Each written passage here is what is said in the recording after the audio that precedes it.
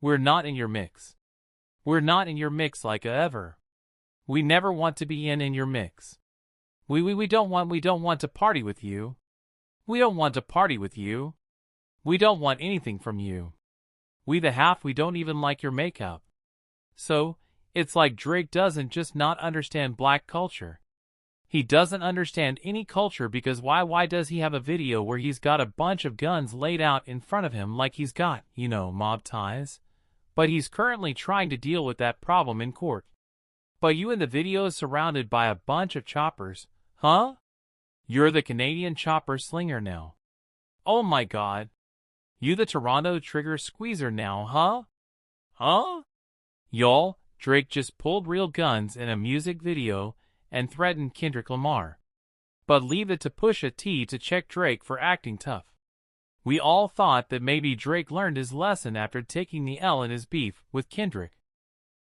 But here we are in 2025, and Drake is actually threatening to shoot people. So where? So what then? So what then? Big, don't look away now. Don't look away now. Don't look away now. Don't get shy now. Drake is once again out here playing mob boss, but it backfired hard. Fans are clowning him for doing this tough guy act when he's literally suing his label because he lost the beef and saying they destroyed his reputation. But no one came harder for Drake than Pusha T. As you all know, the new Clips album is finally out. And yes, it features that collab with Kendrick that Def Jam tried to force Pusha to remove. And now Pusha is spilling all the tea on who tried to sabotage the new Clips album and how it all connects to Drake and his threats to Kendrick. The first Clips album in 15 years, Let God Sort Him Out, is finally here. And just ahead of the release, Pusha T had an important message for Drake. Push wrote on IG, "Can't nothing stop this greatness. The lies are very telling. The people will never believe these smear campaigns." Now Push didn't have to name any names for fans to figure out who he was talking about because his post came right after it was revealed that Drake was paying pages who have never listened to a Clips album to hate on it. Y'all favorite Twitter pages are being paid to slander Clips the week of their album release. Oh man, I've been waiting to have a conversation with y'all like this for a little minute. So yesterday, Kirko, a famous page on Twitter, posted Clips' upcoming album, Let God Sort Him Out, as reportedly surfaced online days before its official release, and they turned their comments off. Now, Kirko has posted like when songs leak and stuff, but usually when big albums are about to come out or albums that people are talking about like a Hurry Up Tomorrow, for instance, The Weeknd's album leaked a couple days before the album drop or some songs leaked at least. And then they didn't necessarily post it. So, I did find that weird. Right. For the past few weeks, Drake stans were flooding social media with comments about how Clips is irrelevant and how no one cares they're dropping a new album. They were saying things like, Clips should be ashamed of themselves for dropping the worst rap album I've ever heard. These guys are pushing 50, by the way.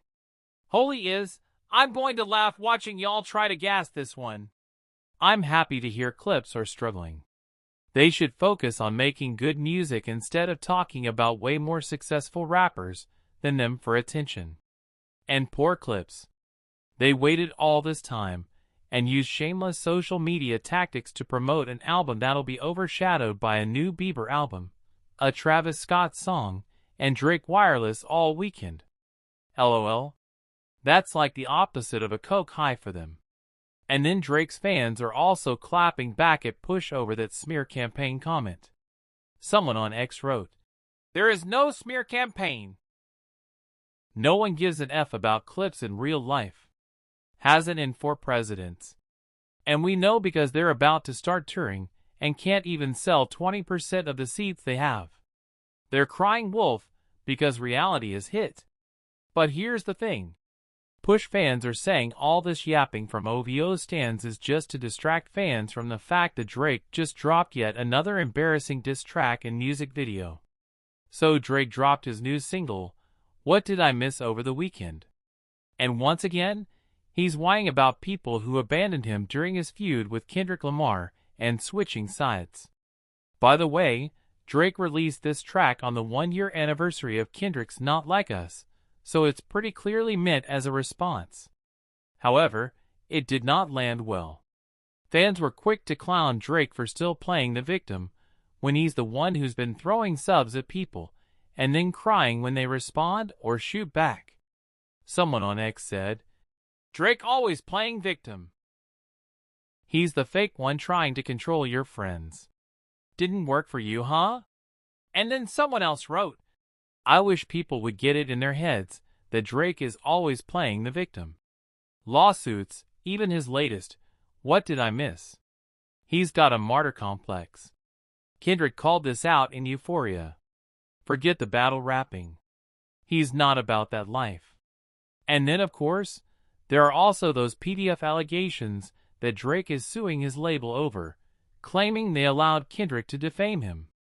But what's wild is that What Did I Miss has some questionable lines that no one facing those types of allegations should rap. Drake literally says, "She might decide to say no to me now, but say yes to me later." Like, we know what he meant, but still, this is a wild thing to say after the whole world danced to a song about him being called a certified PDF file. Now, the lyrics are bad enough, but it's the music video for What Did I Miss that really got people laughing in Drake's face. So, the video shows Drake standing in his backyard surrounded by a bunch of guns. Of course, fans are now clowning Drake for trying way too hard to look tough, and they're saying the whole setup comes off more corny than intimidating. And the first to say it was Charlemagne on The Breakfast Club, who went in on Drake for being extremely corny and cosplaying as Shooter. But I mean, y'all don't think it's extremely corny for him to be in a video surrounded by guns? No, absolutely it is. Yeah, for sure. Y'all don't think that's extremely corny? Yeah. The song, honestly, it just sounds like another good hit Drake. I mean a good Drake hit. It don't really sound like I don't even know if it's a hit. They don't. It's a cool, I mean like another Drake, single, like okay? So like a Vibes single. Why is he in the video surrounded by guns? What is the point? You want to go to war 'cause you got off the rap battle. Said nobody cared till yeah? Stay in front of your tombstones. So yeah. What's up? I'm not mad at it. I just don't love the record. It's a cool record and the video is surrounded by guns. It was a reference to something. But I can look up the Aubrey Gunn Graham. Man, he are now. That's who you are now. You're A.R. Graham. This record would make a lot of sense if Drake hadn't said nothing for the last year and a half. Why, if he hadn't said a word, no lawsuits, no nothing. Hadn't said nothing. He just came out. Boy, did I miss. Yeah. I didn't know what y'all was on. Like that would make more sense. But you in the video surrounded by a bunch of choppers, huh? You're the Canadian chopper slinger now. Oh my god. See, I'm not, it's cool. You the Toronto trigger squeezer now. Huh? What's going on? You are so I know. I know that man talk about you in therapy. You are so triggering. Why are y'all but your wife, man? That's just tone deaf. You in a video surrounded by guns. You lost the rap battle. It is what it is. You got your ass handed to you for the past year and some change. Now you back with the choppers. Yeah. And that's okay. That's just y'all cool with that. Now Drake's fans are defending him and saying everyone missed the symbolism with the guns. The guns are all facing him, and he's standing in between two snipers both aimed at him. So essentially he's saying everyone is firing at him. All guns locked and loaded, and he's still standing on business. However, others are saying this is Drake is once again poking the bear and threatening Kendrick. One user on X said Kendrick is a street dude. He's about that life. Drake is not. He's a pretender, and in court saying they said bad words about him, and feels threatened for his life, while still dissing and threatening displaying guns. And another person added middle battle rapping around a bunch of guns talking about revenge, and then on the live stream threatening to assault or kill somebody. Yeah, Drake missed big time. Now, in case you missed it, this fan was referring to a moment from Drake's recent live stream where he drove a box truck previewing his upcoming album Iceman. But at one point, some kids on bikes shouted the B word at him, quoting, "Not like us." And that's when Drake cursed back, warning this kid he could get shot. But as always with Drake, nothing about this actually sounded threatening. So where?